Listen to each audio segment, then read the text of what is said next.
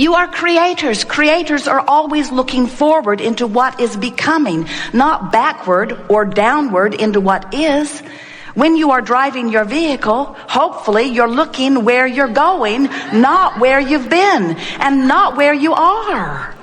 You don't have those mirrors. They would make you sick if you had them. They'll look right down at the road, right where you are. Think about that. You wouldn't want to go very fast into those conditions, would you? You're just looking right down at where you are. You want to look forward to where you're going. And we want you to understand that as you become forward-looking, and by forward-looking we mean as you become one who looks in the direction not only of that which you want, but hear this, looks in the direction of that which the larger part of you has already become. Did you hear that? Can you hear the importance of your step one part of this process? Contrast causes you to ask and source the inner being that is you, the God within you, the all that isness, collects the data of the best of life. Now we want to ask you a question.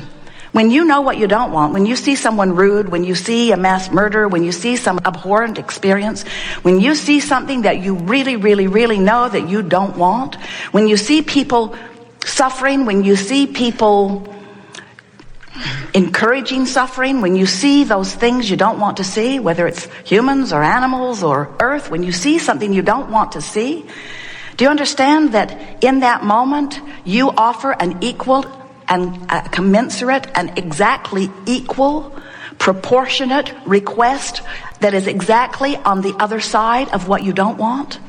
In other words, when you're really sick, you really ask for wellness. If you're sort of sick, you sort of ask for wellness. If you're sort of confused, you sort of ask for clarity. If you're really confused, you really ask for clarity. In other words, your request is always proportionate to what you are allowing yourself to live. And for that reason, in this time of greatest diversity, which is a good thing, not a bad thing, as you are mixing it up with one another, you are asking massively.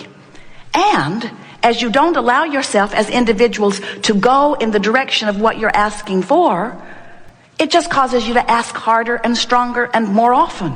So that the requests that this time-space reality are sending forth into the vibrational escrow of mass consciousness is bigger and faster and more than it has ever been before. This stream is moving fast, and the answering to what you are asking for is happening in greater abundance than ever before. This pool of abundance that you have requested is at its all-time high and getting greater in every day, which means your propensity for thriving is greater than it has ever been.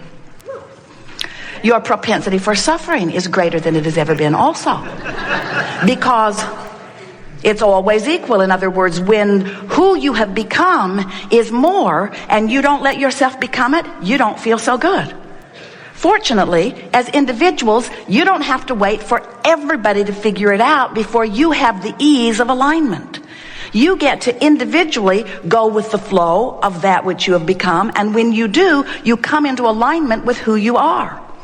So step one is you ask. Step two is source answers. Step three is you got to find some way somehow to become a vibrational match to what you've been asking for. Otherwise, you don't get what you've been asking for, but that's not the worst part of it. It's not that you just don't get what you want. It's that you don't be who you are. That's the thing that makes you feel negative emotion. You don't feel negative emotion because you're depriving yourself, and you are depriving yourself because nobody else could ever deprive you of anything. But you don't feel negative emotion because you have deprived yourself of the lover you want, or of the car you want, of the resources you want. You are feeling negative emotion because you are depriving yourself of the state of being that you are. You are secure. And when you feel insecure, there's some depriving going on. And it's not us, it's you doing it. When you are angry, you are depriving yourself because who you really are is one who loves. When you do not have enough of something wanted, it is you who is depriving yourself. But what you are wanting is alignment more than the stuff you think you want. Now, we want you to want all that stuff. We want you because you're out here in the leading edge. Someone said yesterday, well, not so sure that this stuff I want is really as spiritual as I want to be. And we say, this stuff out here on the leading edge is the extension of what spirit is. There is nothing that is not spiritual about your materialism because you are the extension of source energy. But there is a physical aspect of you that is out of sync with the spirit that is you. Just as there are physical aspects of you that are in sync with the spirit that is you. So it is not materialism that is tripping you up. It is having asked for that which Source has endorsed and become, and then holding yourself in vibrational opposition to it that makes you begin to write books about the inappropriateness of wanting material things. There isn't anything that you want that is material that you want for any other reason than that you believe you would feel better in the having of it. So this is just our way, and we are thrilled at the aha moment you just had. This is just our way of reminding you that often you are looking for love in all the wrong places. In other words, you're looking for the purchase to make you feel better, or the love of another to make you feel better, or the accolades from the public to make you feel better, when all along what you want and need in order to feel better is to find vibrational alignment with the point of view that Source has about the same subject that you are focused upon. That's what you're looking for. You want to see the world through the eyes of the expanded Source. Now hear this, the expanded Source who has just newly expanded because of you. That's why you're so hooked into it. That's why it feels so personal. It is personal. You caused Source to expand, and when you don't take the expansion, you take it personal. You feel empty. You feel void. Those are too strong of words. You feel disconnected, still too strong. You feel resistant. Better word. You feel resistant to the becoming that life has caused you and us to become. So here's another way of looking at it. You came forth willing and wanting to explore contrast in order to add to the expansion of the universe. We stand in non-physical, eagerly experiencing the expansion that you have carved out, and steadily holding focus upon it and living it as a done deal, shining a light on your request and calling you toward it forevermore, knowing that at your time of absence of resistance, you too will reap the benefit of your request, knowing that as masses, you put requests in that sometimes your generation doesn't allow yourself to live because you're too busy factioning off in liberal or conservative battlefields and pushing against one or the other and using each other and what each other wants as your excuse to deprive yourself of the very thing that your collaboration caused you to ask for. But no worries. Source, all that is, took the expansion. And it is from that vantage point that new generations are born who will be born with less resistance. And while you'll leave monuments to your resistance all over your planet, you will leave monuments and books and all kinds of information for the new ones to read, and you'll do your best to remind them how awful it really is so that they will forget their God-given joy that they came forth with.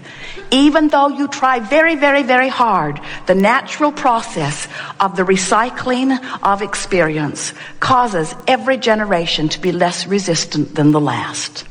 So you, in your generations, you are setting forth very much in this vibrational escrow. We're going to call this the vortex of creation. You have contributed massively to this vortex that will benefit generations to come.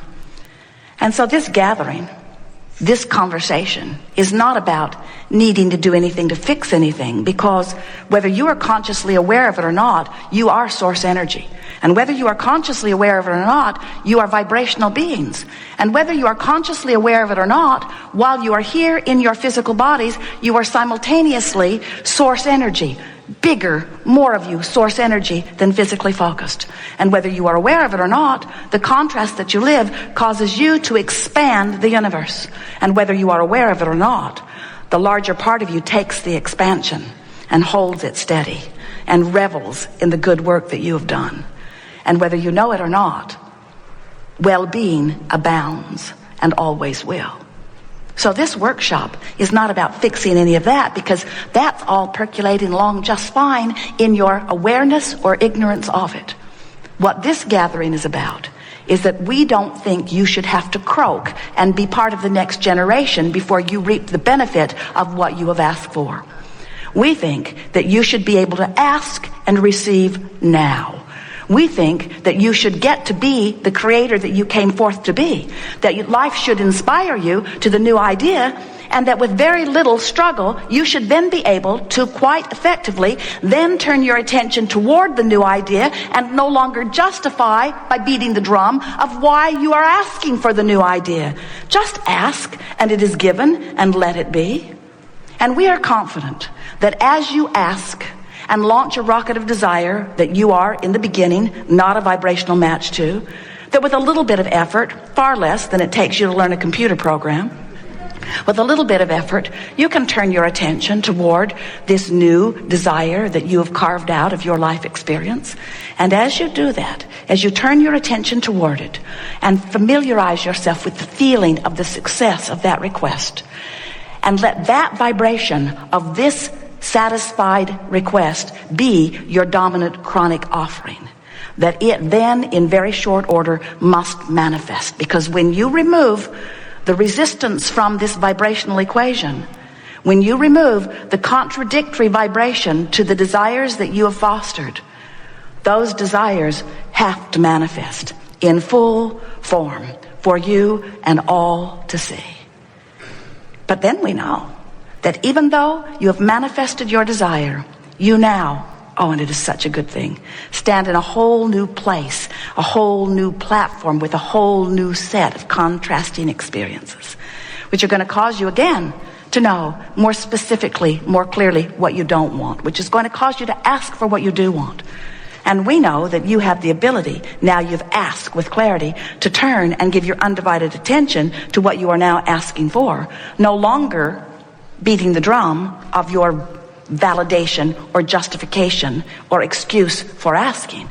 You see, you don't need any validation. When you ask, it is given. Now some say, Abraham, what about those guys that I'm pretty sure are going to ask for bad things? If they ask for bad things, will it end up in the vibrational escrow? Will it go to this vortex? And we say, first of all, you got to stop killing each other over who gets to decide what the good things are. In other words, you have a great amount of diversity in what you are asking for. And the assumption that you're the only one that is right is really an erroneous and not good for you assumption.